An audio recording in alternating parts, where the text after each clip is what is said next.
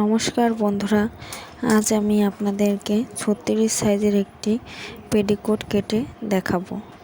এখানে আমি 2 গজ 2 গিরি পরিমাণ কাপড় নিয়েছি। প্রথমে কাপড়টা আমি ভালোভাবে ভাঁজ করে 4 ভাঁজ করে নিয়েছি। এবার নিচ থেকে আমি মাজার বেল্টের কাপড়টি কেটে নেব। এখানে আমি 4 ভাঁজ করে নিয়েছি কাপড় 3 ইঞ্চি করে।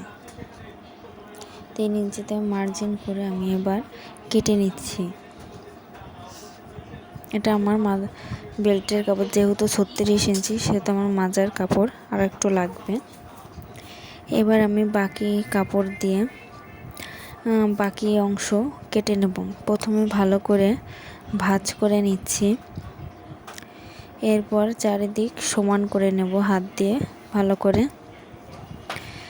এরপর আমি ফিতা দিয়ে মাপ দিয়ে নিচ্ছি। এখানে আমি 5 ইঞ্চিতে একটি মার্জিন করে নিচ্ছি এবং অপর পাশ থেকে কোণা থেকে আমি 5 ইঞ্চি মার্জিন করে নিচ্ছি।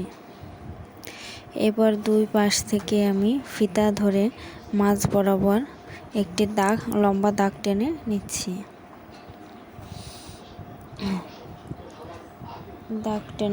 দাগ টেনে নিলাম। এবার আমি এটাকে কাটিং করব। দাগ বরাবর কেটে নেব।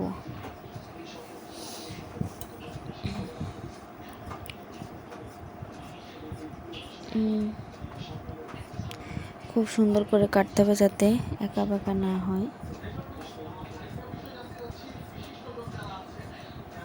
কেটে নিচ্ছি। এবার আমি বন্ধ সাইড থেকে কেটে নিচ্ছি।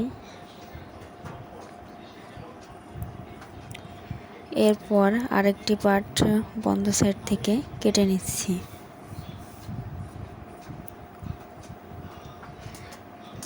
এবার দুই সাইড মিলিয়ে নিচ্ছি।